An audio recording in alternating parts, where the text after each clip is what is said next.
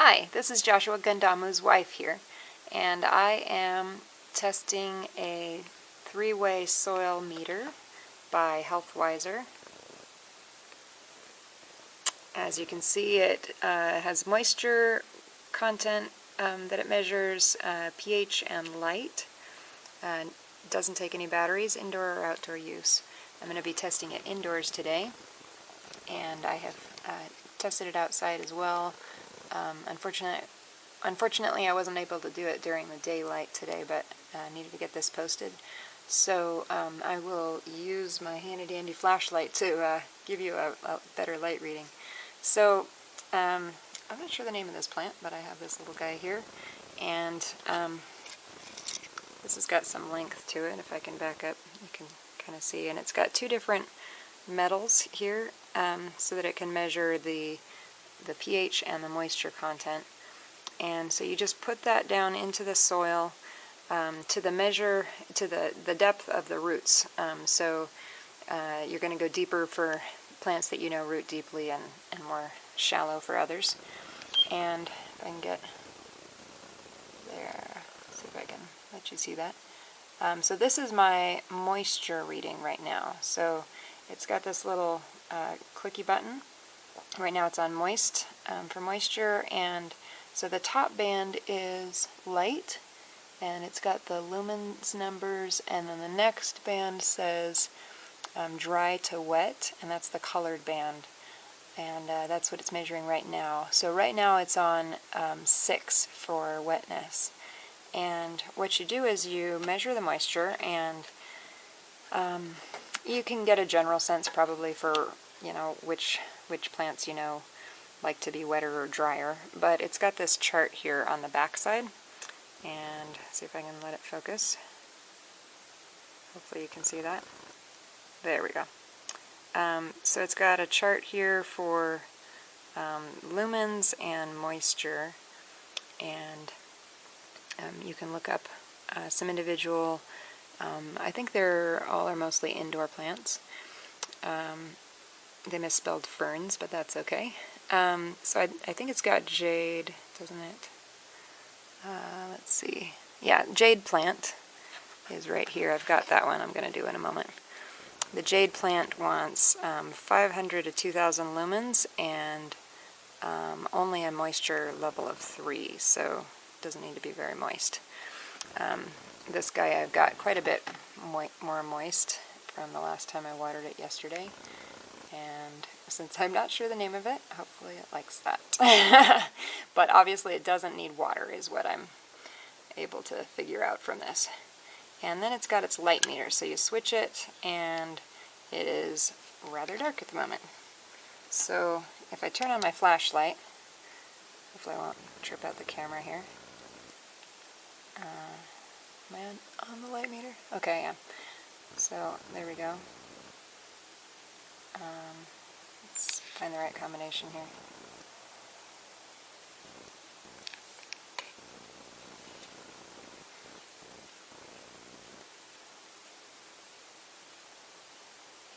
So you can see that, if I can get maybe from the side.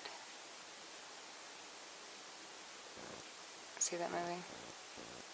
So what I found was, I don't know if I can show this and let the camera see, but if I changed the angle, even from, there we go, from the same distance, I don't know if your camera can see it, even though it's the same distance, if I change the angle of the light, particularly up and down is doing it. No, I can't get a good reading on it, but if I change the angle of the light, it differed by between like 200 to 500 lumens, so that's a pretty big difference. And so what that means is, depending on the angle of the sunlight, this is going to read more or less accurately. And so when I was looking at this yesterday here in my bright sunny window, it was doing that. It was differing from 200 to 500 lumens. Okay, sort of bright. It's as bright as my house gets. And so what that means is, what might be best is go ahead and take it out of the soil. And here's the one thing I wish they would have changed. Well, at least one. I wish that they had put this maybe in the top here, because what happens is you don't want to get in the way of the light meter yourself, but you have to be able to read this thing. And so it's a little bit challenging to kind of, hopefully, you know, if your plant's in a window, you can kind of turn funky and lean over and whatever. But you don't want your shadow to be on the light meter. But what I would do is I would, you know, if this is my light, I would try some different angles. So you want to do it from about the level of the plant, without the plant in the way, and just try it some different ways and see what the range is, because whatever's the highest is going to be accurate, you know. So this one was getting 500 lumens at 1 o'clock, I think, yesterday. So if I were to look up, you know, again, my Jade Plant next door here, it was wanting 500 to 2,000 lumens a day. But what this says is, here on this chart, it says the minimum light needed for at least 16 hours per day. So the light reading is a little bit interesting because I would back my camera out and show you, but my window's closed and it's night. But here on my property, I have right out here a whole bunch of trees, and I live on a hill, and south is that way at an angle, and I don't really have any actual south-facing windows. I have a couple that can kind of catch it from the side. And then even out in my garden, I have a lot of trees, and so my garden has shade part of the day here and shade part of the day there, and there's nowhere that's full sun all day. And so so this idea of 16 hours a day is a little bit optimistic for my place. So what that might mean for a plant that's real particular is that you might need to have it somewhere that, if you have a situation like mine, you know, play around with it. If it's not happy, move it to somewhere that maybe has more lumens for less time of day and see if that works better for it. Mostly I plant things that are pretty forgiving, but it never hurts to try move things around a bit. So if I put this here in this one, it's still on light, so it's not really doing much, but let me switch it to moisture and you can see the difference. And so this says it's a little bit wet for how my jade likes it, so it's a 4 right now. And that'll tell me, hey, don't water quite so heavily next time, which is, you know, good to know.